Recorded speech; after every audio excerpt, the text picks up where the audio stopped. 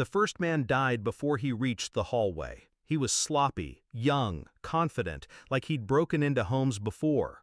Maybe he thought I'd be curled in bed with spreadsheets and a soft stomach, but that's not who I am. The second met his end in the kitchen, slipped on blood. My elbow shattered his throat before he could scream. I let him die slow. The third begged. Didn't matter. The moment he stepped into my home, the moment he pointed that cheap pistol at the wedding photo of me and Elise, he signed his death certificate. 3 men, 17 seconds. I stood over their bodies, breathing steady. My pulse hadn't risen. They thought I was just an accountant. They didn't know the tattoos under my sleeves. Didn't recognize the military boots beside the door. Didn't see the scars I stopped hiding years ago. I crouched near the third one.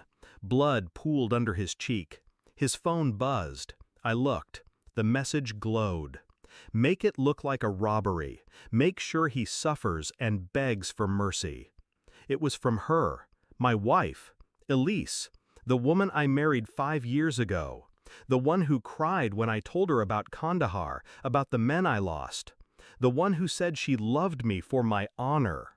I stared at the screen. Then I typed back, "Job done. Bring the rest of the cash." And I waited. The bedroom felt colder than it had in months. Sheets twisted, pillows untouched.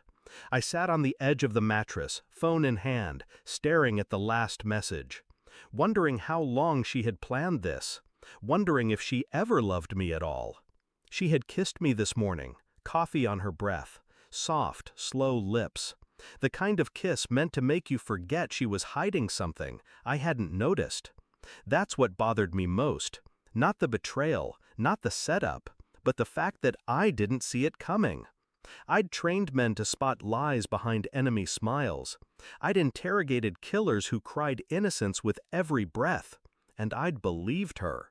She was all softness and sighs, a broken girl with a beautiful face. I thought I was saving her. Turns out, I was financing her.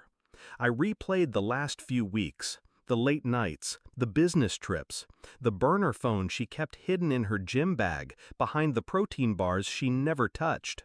She hadn't even tried that hard to cover her tracks, because she didn't think I'd look. She thought I was done. Civilian, domesticated. Wrong. I waited. I didn't call the police. I didn't clean up the blood.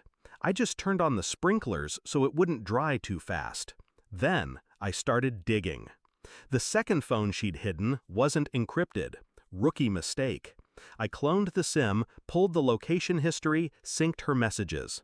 $55,000 transfer. Timestamped 2 days ago. Destination, a burner account, labeled 5531 hit. She'd paid someone who thought I'd go down easy. I pulled up her contact logs. A man named Derek had called 6 times in the past 72 hours. I checked our wedding registry. There'd been a Derek at the reception, her ex, the one who moved to Dubai. Apparently, he came back.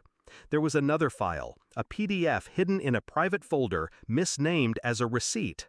Inside, life insurance documents. My name. $1.2 million. Beneficiary, Elise. I stared at the signature line. It was forged. I remembered the night she brought me wine. Said she needed me to sign something for the mortgage. Just a formality. I signed it without reading. She kissed me twice that night. Later, she cried when we made love. Now I knew why. The knock came at 11:47 p.m. She used her key to open the door before I could answer. "Babe?" she called, soft. She stepped in, saw the bodies, stopped breathing. Then she saw me. I was sitting at the dining table, calm, clean, no blood on me. Her eyes widened. What happened? I slid her phone across the table. The message she sent was still on the screen. She didn't reach for it. She didn't need to. "Elise," I said, "next time you hire a hitman, make sure he knows the difference between a banker and a killer." She didn't speak. I opened the folder, her folder, and pulled out the insurance papers. Laid them down beside the phone. Forgery, fraud, murder conspiracy. And adultery. Her knees buckled. She tried to cry, but I didn't care anymore. I pointed at the camera in the corner, motion activated, military grade. It recorded everything.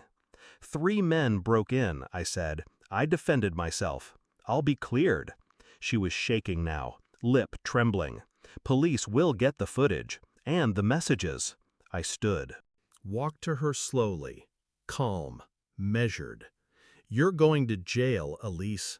She tried to speak. I didn't let her. Or, I said, you transfer the $1.2 million into my name, today, and disappear. Her mouth opened. But, choose. She looked at the bodies, then at me. And for the first time in our marriage, I saw what she really was. Not scared, just caught. She left that night. No tears, no goodbye. Just a signature, a wire transfer, and silence. She thought she'd bought her life.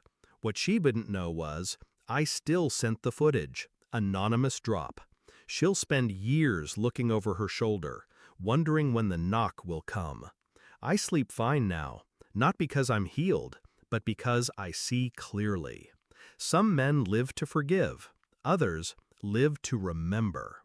I don't forgive, and I never forget. She paid for a hit.